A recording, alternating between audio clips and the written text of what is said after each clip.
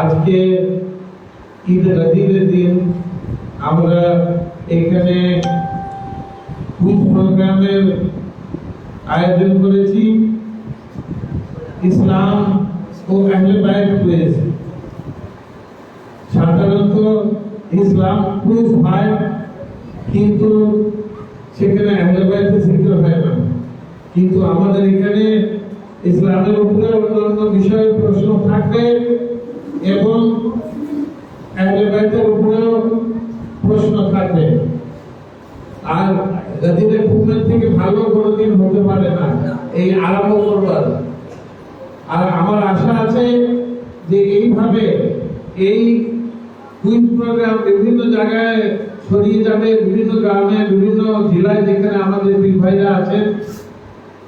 সেদিন বেশি দেরি নাই, আমি দেখতে পাচ্ছি যে কোনো সময় ডোমরপুরে হবে, কোনো সময় সংসদে হবে, কোনো সময় খিদায় হবে, কোনো সময় 24 পরগনার কোনো গ্রামে হবে, কোনো সময় পূর্ব মেদিনীপুরে হবে, পশ্চিম মেদিনীপুরে হবে। এই ধরনের এবং বাচ্চাদের যে জ্ঞান আহলে বাইতের সম্বন্ধে সেটা বাড়বে।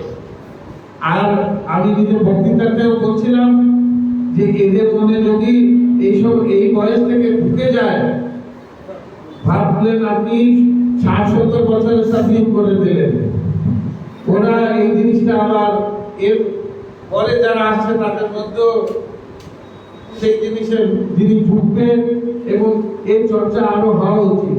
আজকে একটা শুভ জিনিসের গাদিরে ঘুমের দিন, ঈদে গাদিরের দিন আজকে আরম্ভ করা হচ্ছে। আমি আমাদের কুইজ মাস্টার মাহফুজ বাবুকে দিচ্ছি, উনি প্রশ্নগুলো করবেন।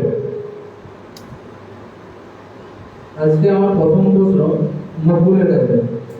মকবুল বলবে পাঞ্জাবের নাম বলবে। হযরত মুহাম্মদ সাল্লাল্লাহু তাআলা আলাইহি ওয়াসাল্লাম, খাতুন জান্নাত ফাতিমাতুজ জাহরা সালামুল্লাহ আলাইহা, মাওলায়ে কায়নাত হযরত ইমাম আলী আলাইহিস সালাম, হযরত ইমাম হাসান মুস্তাফা আলাইহিস সালাম, সাইয়্যিদে আজম হযরত ইমাম হুসাইন আলাইহিস সালাম। আমার পরবর্তী প্রশ্ন চলে যাবে রোহিতের কাছে। রোহিত বলবে আহলে বাইতের রাসূল কাকে বলা হয়? হযরত মুহাম্মদের মেয়ে হযরত ফাতিমা আলাইহিস সালাম, ওনার জামাতা হযরত আলী এবং বংশধর নিকটতম আত্মীয়। মাশাআল্লাহ। ধন্যবাদ। পরবর্তী প্রশ্ন আমার সাইদের কাছে। সাইদ বলবে হযরত হাসান ও হোসেন হযরত মুহাম্মদের কে হন?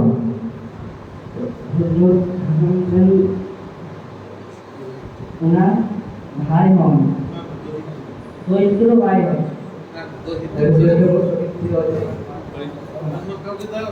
এটা আমি শুনে এলো শেখ মোহাম্মদের কাছে। তুমি কি বলবে এই কোশ্চেনটা আরেকবার বলছি যে হযরত হাসান এবং হোসেন হযরত মুহাম্মদের কে হন? হযরত হাসান ও হোসেন হযরত মুহাম্মদ এর চরিত্র নাতি। খুব সুন্দর, সঠিক উত্তর দিয়ে আমাদের সহযোগিতা করেছেন, অসংখ্য ধন্যবাদ। এর পরবর্তী প্রশ্ন শেখ শাহিদ খান। শেখ মোহাম্মদ আমাদের কাছে আমাদের কোশ্চেন থাকবে। হ্যালো ভাই বাটু বলছে ভাই ভাই হ্যালো আমাদের প্রশ্ন থাকবে শেখ আমাদের কাছে প্রশ্ন থাকবে। আমার বলবে হযরত মুহাম্মদ কখন নিজেকে নবী বলে ঘোষণা করেন? আমাদের কাছে হাম্মাদ বলবে। হাম্মাদ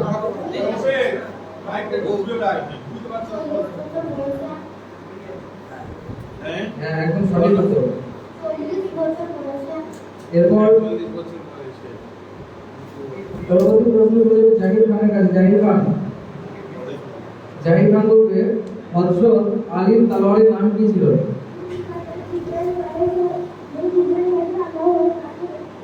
মাশাআল্লাহ মাশাআল্লাহ। খুব সুন্দর উত্তর দিয়ে আমাদের সহযোগিতা করছে। অসংখ্য ধন্যবাদ জাহির খানকে। পরবর্তী প্রশ্ন হচ্ছে আশরাফুল। পরবর্তী প্রশ্ন আমাদের আশরাফুল বলবে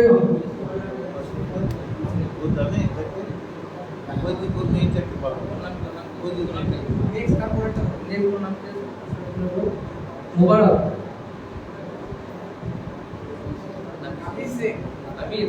अभिषेक কাছে প্রশ্ন থাকছে হযরত আলীকে হযরত মুহাম্মদ কোন স্থানে মাওলা বলে ঘোষণা করেন? কাটিরে কোন স্থানে? বাহ, খুব সুন্দর উত্তর দিয়েছে। এর পরবর্তী প্রশ্ন পরবর্তী প্রশ্ন হচ্ছে সাইফুলের কাছে। সাইফুল বলবে কারবালায় হযরত ইমাম হোসেনের সঙ্গে কে বিপক্ষে যুদ্ধ করেন? বাহ, খুব সুন্দর উত্তর দিয়ে আমাদেরকে সঠিক উত্তরের জন্য অসংখ্য ধন্যবাদ। এর পরবর্তী প্রশ্ন হচ্ছে নাফিসা। নাফিসা আমাদেরকে বলবে কারবালা নামক স্থানটি কোন দেশে অবস্থিত? এই যাচ্ছে বাহ, খুব সুন্দর। এর পরবর্তী খুশি খাতুন বলবে হযরত মুহাম্মদ কে ছোটবেলায় কে লালন পালন করেন? ওনার চাচা যান নামটা?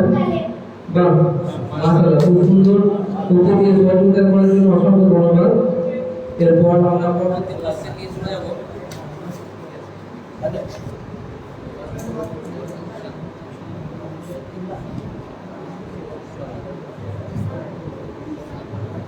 আমরা চলে যাব মুস্তানের কাছে। মুস্তান আছে? মুস্তান বলবে হযরত ইমাম হাসানের মাজার কোথায় অবস্থিত? জান্নাতুল বাকি মাশাআল্লাহ, মাশাআল্লাহ, খুব সুন্দর উত্তর দিয়ে সহযোগিতার জন্য অসংখ্য ধন্যবাদ। এরপর আমরা চলে যাব শেখ জিসানের কাছে। জিসান বলবে জান্নাতুল বাকি কোন শহরে অবস্থিত? জান্নাতুল বাকি কোন শহরে অবস্থিত? বাস, মদিনা শহরে ঠিক আছে। মুস্কান না, নাফিসা। আমি আবার চলে আসবো প্রথমে মকবুলের কাছে। মকবুল বলো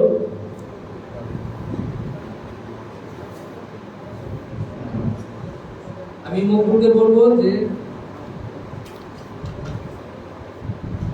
14 মাসুলের নাম বলতে পারবো আমি।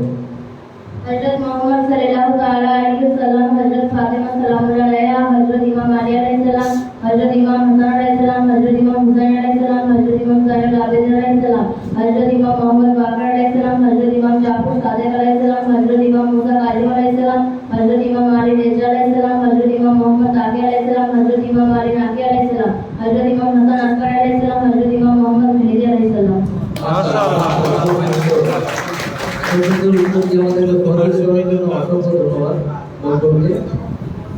এর পরবর্তী প্রশ্ন চলে যাবে রোহিতের কাছে। রোহিত আমাদেরকে উত্তর দিয়ে সহযোগিতা করবে। রোহিতের পরবর্তী প্রশ্ন হচ্ছে জান্নাতুল বাকি কখন ধ্বংস করা হয়? 1926 সালে।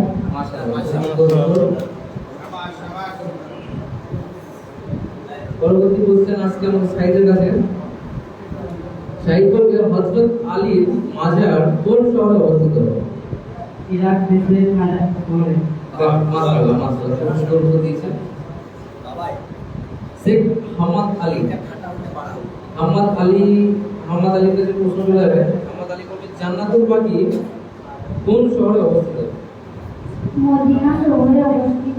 মাশাআল্লাহ, সুন্দর উত্তর দিয়ে আমাদের সহযোগিতা করার জন্য অসংখ্য ধন্যবাদ। এর পরবর্তী প্রশ্ন আছে জাহিদ খান।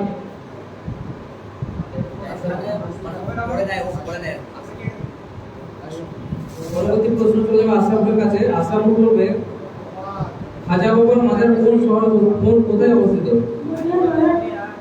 কোথায়? পারবে উত্তর দিতে? হ্যাঁ,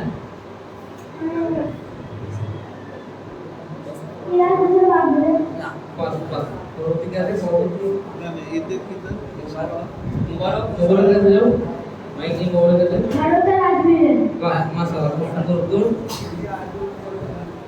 আবার মোবারকের কাছে থাকো।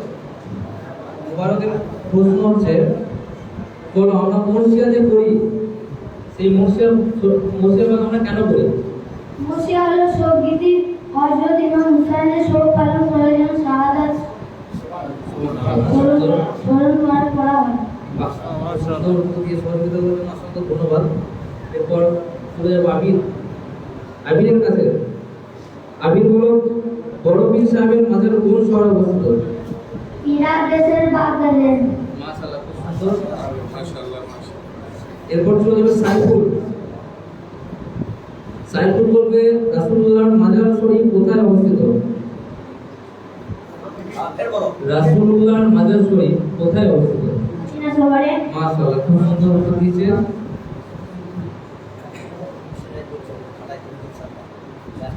এর পরবর্তী প্রশ্ন হচ্ছে নাফিসার জন্য।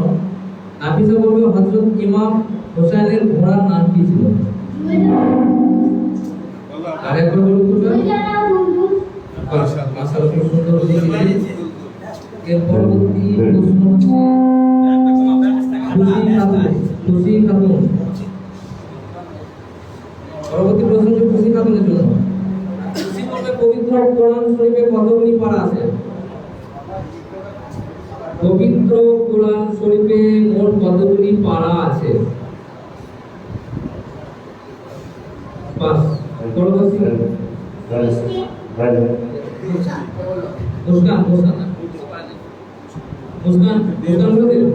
মুস্কান বলতে 30টি।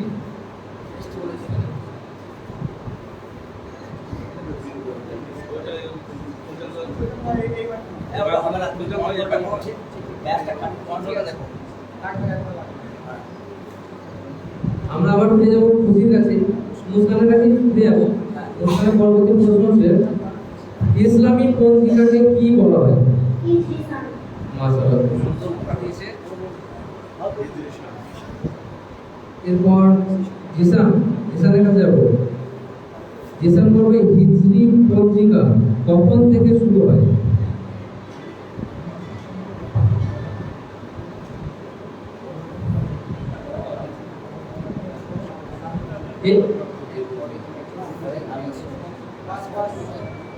এই প্রশ্নটা থাকছে আমাদের দর্শকদের জন্য। দর্শকদের জন্য থাকছে, যদি কেউ পারেন দয়া করে হাত তুলবেন। চিন্তা করবেন না, হাত তুলবেন। আমাদের সবাই আমাদের মাইকম্যান আছে চেক করবো। হিজরি পঞ্জিকা কখন থেকে শুরু হয়? মোহাম্মদ সাল্লাল্লাহু আলাইহি সাল্লাম যখন মক্কা ছেড়ে মদিনায় যান তখন। সঠিক উত্তর দেওয়ার জন্য ধন্যবাদ। অসংখ্য। আপনার নামটা কি ভাই? শেখ ফাইজুল।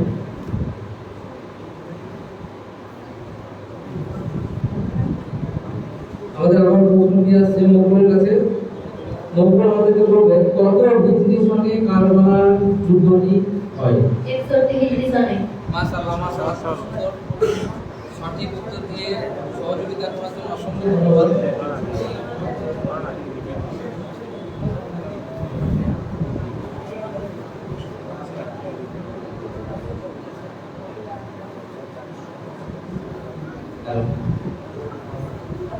রোহিতের জন্য প্রশ্ন। রোহিত বলবে কারবালায় ইমাম হোসেনের কতজন সঙ্গী সাথী ছিলেন? 71 জন, ওনাদের 72 জন। মাশাআল্লাহ, খুব সুন্দর। সঠিকভাবে উত্তর দিয়ে সহযোগিতা করার জন্য অসংখ্য ধন্যবাদ। এরপর প্রশ্ন যাবে সাইদের কাছে। সাইদ বলবে হযরত আব্বাস হযরত ইমাম হোসেনের কি হন? বৈমাত্রিক ভাই হন। মাশাআল্লাহ, খুব সুন্দর। সঠিক উত্তর দেওয়ার জন্য অসংখ্য ধন্যবাদ। এর পরবর্তী প্রশ্ন চলে আসছে হামাদ আলীর কাছে প্রশ্ন যাবে। হামাদ বলবে হযরত জয়নাব ইমাম হুসাইনের কি হন? সম্পর্কে বোন হন। মাশাআল্লাহ, খুব সুন্দর উত্তর দিয়েছে। এর পরবর্তী প্রশ্ন যাচ্ছে আশরাফুলের কাছে। আশরাফুল বলবে কারবালার প্রান্তরে যে নদীটি আছে তার নাম কি? কুরআন নবী। মাশাআল্লাহ, খুব সুন্দর উত্তর দিয়ে সহযোগিতা করার জন্য অসংখ্য ধন্যবাদ আমাদেরকে। এর পরবর্তী প্রশ্ন মুবারকের কাছে। মুবারক বলবে হযরত আব্বাসকে আলমদার কেন বলা হয়? হযরত আব্বাসকে আলমদার কেন বলা হয়? কেউ জানে? হাত তুলে তো। তোমাদের মধ্যে আর কেউ? কারণ উনি মুসলমানের পতাকা বাহক ছিলেন। মাশাআল্লাহ, মুবারক।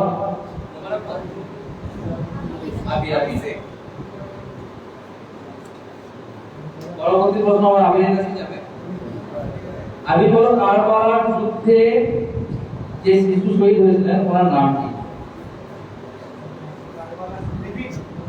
কারবালার যুদ্ধে যে শিশু শহীদ হয়েছিলেন ওনার নাম কি? হযরত আলী আকবর। মাশাআল্লাহ।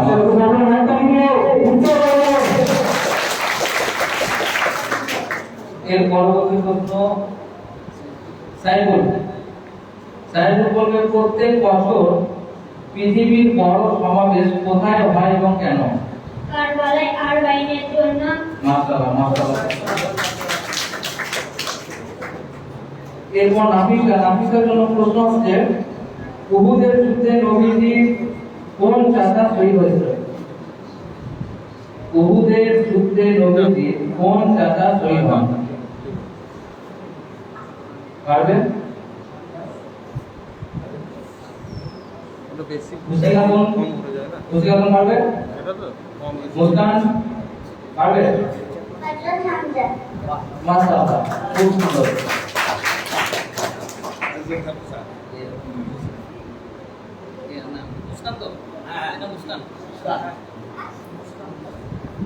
পরবর্তী প্রশ্ন খুশি খাতুন।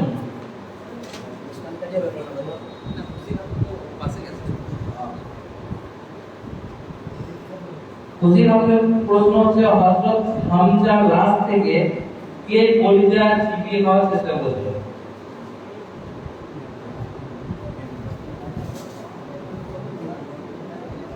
আর প্রশ্ন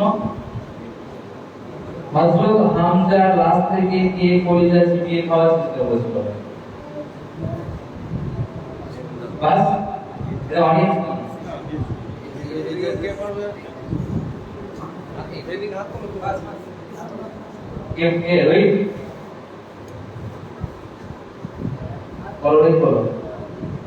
এজিদের মা মাবিয়ার মা এজিদের দাদি ইসা।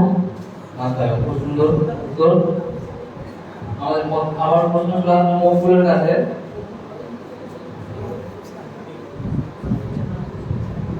আমাদের প্রশ্ন চলে আসবে মকবুলের কাছে। মকবুল বলবে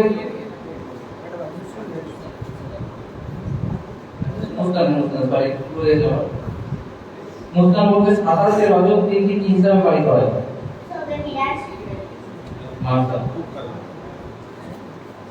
মাঝে মাঝে এই যে ছোট ছোট বাচ্চারা খুব সবাই একটা প্রোগ্রামে অনুষ্ঠানে যোগদান করছে, আমরা কি করবো না করুন আস্তে আস্তে একটু যদি তালিম যদি শরীর কেমন হলে আর কিন্তু আরো আনন্দ হবে। আচ্ছা খুব জোরে না, একটু আস্তে আস্তে। আমাদের প্রথম প্রশ্নগুলো আছে জিশানের কাছে। জিশান হলো 15ই শাবান দিনটি কি হিসাবে পালিত হয়? 15ই শাবান দিনটি কি হিসাবে পালিত হয়?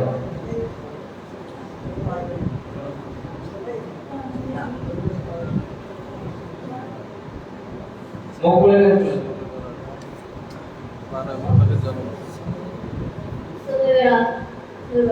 হবে। মাশাআল্লাহ, সুন্দর। ধন্যবাদ। পরবর্তী প্রশ্ন মকবুলের কাছে থাকছে।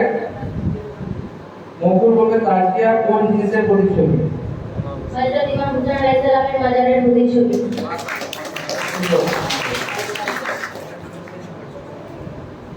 পরবর্তী প্রশ্ন চলে আসছে আমাদের রোহিতের কাছে। রোহিত বলবে হায়দার কার নাম? আলী। পরবর্তী প্রশ্ন আমাদের সাইদের কাছে। সাইদ বলবে ইমামবাড়া কেন তৈরি করা হয়? আমরা হুসাইনের শোক পালন করার জন্য। আমাদের অসংখ্য ধন্যবাদ এইভাবে আমাদের যে সঠিক পদ্ধতি সহযোগিতা করার জন্য। পরবর্তী প্রশ্ন যাবে হাম্মাদের কাছে। হাম্মাদ বলবে কে কাবা শরীফে জন্মগ্রহণ করেন? হযরত আলী। মাশাআল্লাহ, মাশাআল্লাহ। পরবর্তী প্রশ্ন আশরাফুল। আশরাফুলের জন্য আশরাফুল বলবে প্রথম নবীর নাম কি? মুহাম্মদ।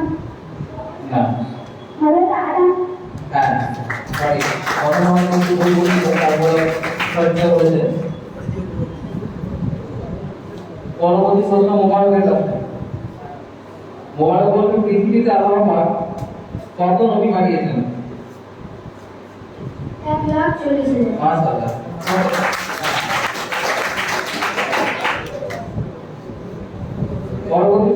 আবিরের কাছে আবির বলবে হায়দার কথার অর্থ কি? হায়দার কথার অর্থ কি? সাইবুল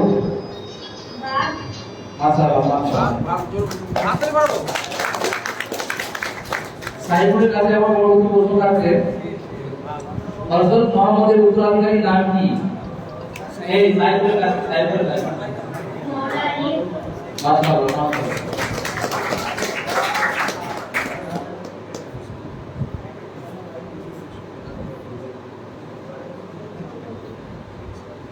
পরবর্তী প্রশ্ন আছে নাফিসার কাছে। নাফিসা বলবে শেষ নবীর নাম কি? হযরত মুহাম্মদ।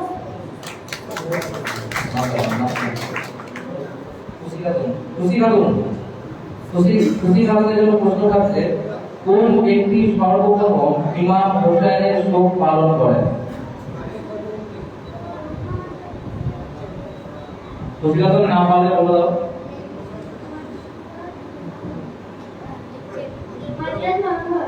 মাশাআল্লাহ মাশাআল্লাহ। পরবর্তী প্রশ্ন আছে মুসকানের কাছে। মুসকান বলবে কারবালার যুদ্ধে যে হযরত ইমাম হোসেনের কোন শাহজাদা অপহরণ করেন? হযরত ইমাম জাইনুল আবেদিন। মাশাআল্লাহ। পরবর্তী প্রশ্ন থাকছে জিসানের জন্য। জিসান বলবে কারবালার যুদ্ধের সময় ইমাম হুসাইনের কোন পুত্র হযরত মুহাম্মদের প্রতিচ্ছবি ছিলেন?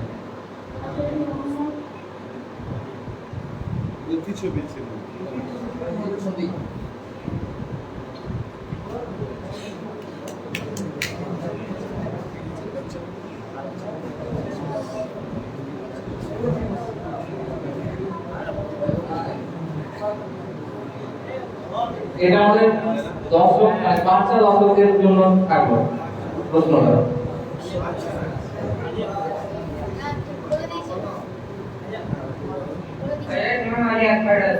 কি নাম? আমি বলছি কারবালার যুদ্ধের সময় ইমাম হোসেনের কোন পুত্র হযরত মুহাম্মদের প্রতিচ্ছবি ছিলেন? মাশাআল্লাহ মাশাআল্লাহ। অসংখ্য ধন্যবাদ।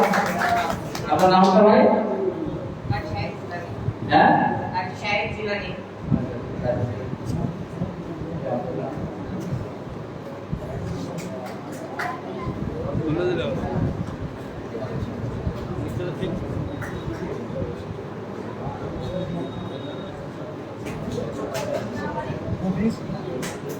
আজকে আমাদের এই প্রোগ্রাম শেষ হলো।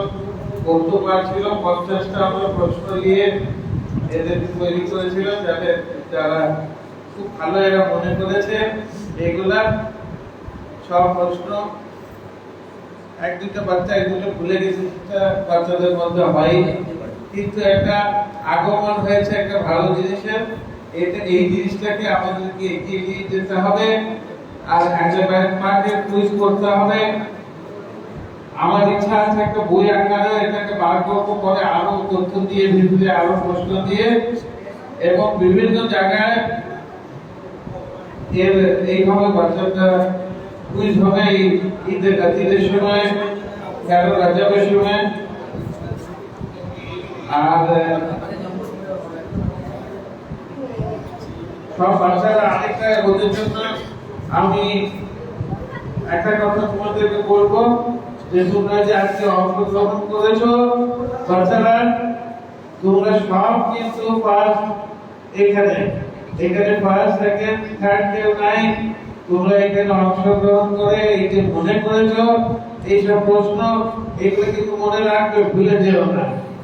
হ্যাঁ, পরবর্তীকালে আমরা আবার এই কুইজ প্রোগ্রাম করবো, তোমাদেরকে ডাকবো, তোমরা আসবে এখানে, এসে উত্তর দিবে। তোমরা খুব ভালো প্রশ্নের উত্তর দিয়েছো, খুবই সন্তুষ্ট হয়েছি আমরা। এখানে এত লোক এখানে আছে, এদের মধ্যে এইভাবে আল্লাহ পাক তোমাদেরকে তৌফিক দেন যে তোমরা এইগুলো মনে করে রাখতে পারো। আর আপনাদেরকেও অনেক শুকরিয়া, আপনারা অনেক ধরে বসে আছেন। আজকে এই গাজীদের মাহফিলে আমাদের এইখানেই প্রোগ্রাম শেষ হচ্ছে। আজকে ঈদের দিন, আপনারা এক অন্যকে ঈদের গাদির মোবারক বলবেন। এখন কোলাকুলি করা যায় না, না তো বলতাম কোলাকুলি করতে আমাদের বড় ঈদ সংরক্ষণের জন্য। এখন আপনারা মুখে কিন্তু ঈদ মোবারক বলবেন, ঈদের গাদির মোবারক, এবং এই বার্তাটা আপনি নিজের বাড়িতে নিয়ে যাবেন। যারা আসেনি তাদেরকেও যে বলবেন ঈদের গাদির মোবারক। গ্রামের লোকদেরকে বলবেন ঈদের গাদির মোবারক। এবং এক অন্যকে, এটা বড় ঈদ, ফেরেশতারা সবথেকে বেশি এই ঈদটা পালন করে। একটা কথা বলে আমি এখানে আজকের প্রোগ্রাম শেষ করব। হযরত ইমাম আলী রাজা উনি বলছেন যে এই যে ঈদের গাদির আছে, এটা হযরত আদমের সাজদার মতো। হযরত ইমাম আলী রাজা বলছেন যে হযরত আদমের সাজদা করতে বলেছিলেন ইবলিসকে, যে ফেরেশতারা সব তো সাজদা করলেন, মেনে নিলেন, কিন্তু এক ফেরেশতা ছিল যে করলো না, ইবলিস হয়ে গেল শয়তান। তো সেইভাবে উনি বলছেন যারা এই ঈদের দিনকে মেনে নেবে তারা ফেরেশতার সমতুল্য, তাদের থেকে আফজাল। এবং যারা ইনকার করবে এই ঈদের দিনের এই ঘোষণাটাকে হযরত মুহাম্মদ সাল্লাল্লাহু আলাইহি ওয়াসাল্লামের, তারা ইবলিসের সমতুল্য। এই বলে আজকের প্রোগ্রাম আমি শেষ করছি। ঈদের গাদির আপনাদেরকে অনেক অনেক মোবারক।